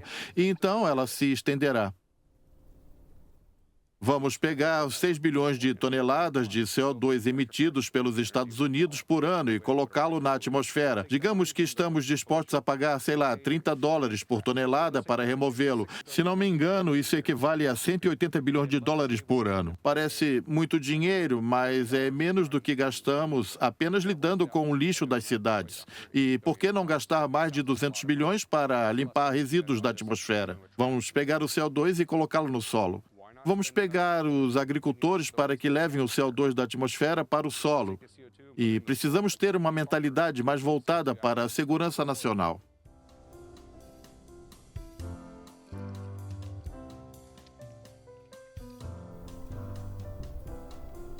We need to get more of that national security mindset. Se você tem uma estratégia concebida para durar, é preciso observar o que acontece nesses horizontes. Isso é fundamental. Serão necessárias toda a energia e todas as pessoas para atravessar essa transição. De outro modo, eu não acredito que seríamos capazes. Eu estou tentando me livrar desse carro, mas é como parar de fumar, não é fácil. Você está tão acostumado a certas coisas que é muito difícil, sabe? Os romanos fizeram muitas coisas ruins para o ecossistema, mas não o destruíram como poderíamos fazer. A firma estima que para cada dólar gasto em em mitigação de riscos, economizamos $4 em custo de recuperação de desastres. Já estamos gastando dinheiro. Há uma sensação de que talvez seja muito caro se preparar para a mudança climática. Mas já estamos gastando dinheiro. Gastamos depois de cada desastre.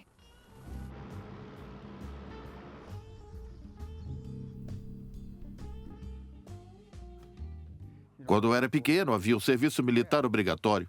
Então, todo mundo achava que tinha uma obrigação com o país. Se você fosse para a universidade, era convocado. Agora, isso é diferente. A confiança no governo desapareceu. A obrigação também desapareceu. Se pudéssemos pegar um pouco desse espírito de patriotismo e serviço e reconstruí-lo para fazer algo pelo meio ambiente, seria muito bom. Tudo isso é construído com carbono que sai da atmosfera.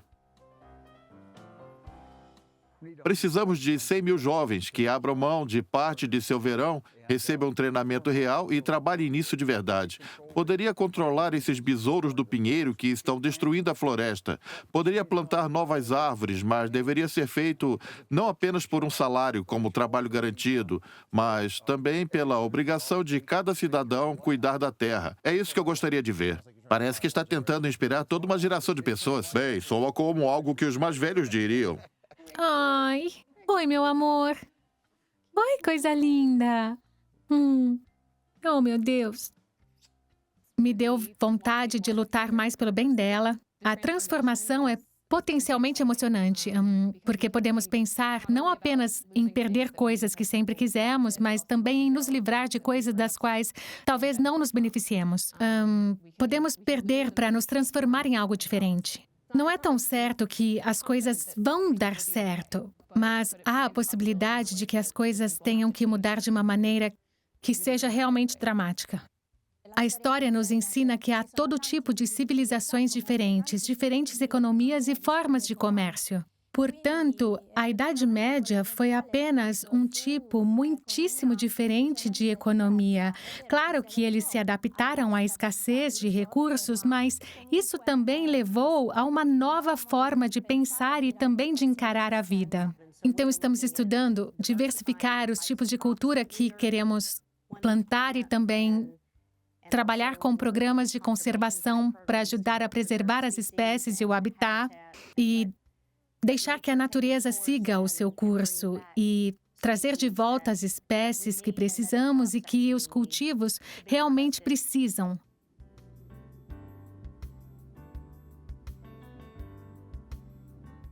Não queremos um furacão ou uma tempestade tropical. Eles já estão preparados, as colheitas sendo entregues. Eles querem seguir em frente e terminar. As pessoas querem saber de onde vem sua comida. Bom, em algum momento vão querer saber de onde vem seu banqueiro e quem ele é. Ter um relacionamento para, quando precisar de dinheiro ou algo, tem alguém que o ajude. O que eu quero mostrar é que não se trata de o governo dizer aos bancos o que eles têm que fazer ou nos dizer o que nós podemos fazer. Não quero dizer ainda, mas há muitas possibilidades.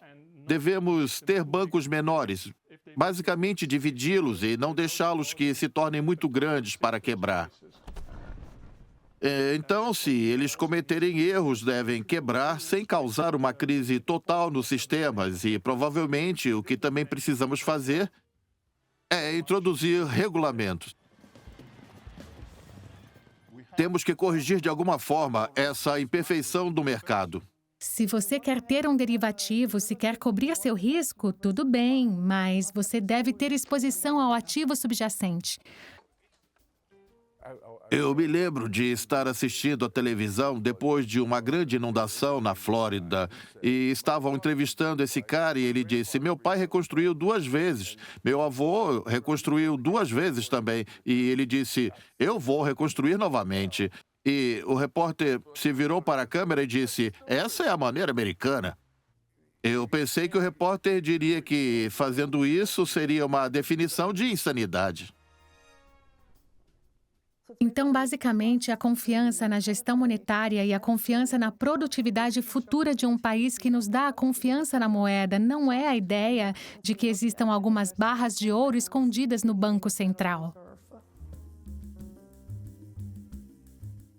E assim, há um ponto de resistência em que os governos não terão acesso ao capital para lidar com o problema que estão enfrentando. O medo é que, se não pudermos continuar resgatando o sistema, ele entrará em colapso com efeitos secundários. A esperança, e isso soa um pouco cínico, mas acredito que a esperança é que provavelmente possamos reorganizar nosso sistema apenas após um colapso. E acredito que a história da humanidade é tal que somos incapazes de fazer uma mudança realmente fundamental na forma como vivemos e nos organizamos sem um choque. Ninguém quer isso, eu sou a última pessoa que quer isso. Eu penso nos anos 30, sou alemã, né? E penso nas possíveis repercussões que uma grande crise pode vir a ter. Simplesmente não sabemos como sairíamos do outro lado do túnel. Acredito que sem essa crise não vejo influência política suficiente para alterar a forma como organizamos nosso sistema financeiro. Quando as mudanças climáticas ocorrerem, haverá problemas reais e será real, como você disse. Haverá, então, uma escassez real. Então terá realmente quebrado, porque será após ter sido um colapso da pirâmide invertida. E então é como pedir à Somália para lutar contra mudanças climáticas. Então, a sua crítica seria que não estamos enfrentando a realidade e não estamos nos adaptando a ela. Está correto. Minha resposta é que ainda tenho confiança na democracia. Acredito que podemos fazer isso como povo, podemos fazer isso como sociedade e podemos assumir as instituições dos Estados Unidos que têm servido muito bem este país por mais de 200 anos e entrar no século XXI e continuar ajudando a humanidade a avançar. É um artigo de fé, mas no final é a fé que motiva a ação. Temos quase todas as ferramentas e todos os recursos financeiros e todas as instituições que poderiam resolver este problema. É o tipo de desafio que poderia unir a humanidade como nunca antes. Gostaria que houvesse mais conversa, mais tipos do lado oposto falando juntos, porque todo mundo se sente como nós. Há pessoas que se opõem a nós e são igualmente justas e todas essas coisas, mas deveríamos nos reunir para ver como vai ficar isso. Se você se reúne com pessoas assim, descobre que as discordâncias são bastante estreitas com a realidade. Concorda? As pessoas estão em concordância cerca de 95% das vezes. Mas, o que acontece é que existem forças na cultura que querem acentuar e popularizar essas discordâncias. É uma questão de natureza humana, não é? Então, o que é vendido? Diga-me o que é vendido, no que presta atenção quando acontece ao seu redor. Conflito, conflito, conflito. É isso. É que as pessoas... Criar esse tipo de diálogo entre pai e filho, essa coisa do amor, quero dizer, esse é meu filho, vocês devem ter uma conversa intensa, não é mesmo? Então, quer dizer, isso é a base da democracia e do capitalismo. É o fim?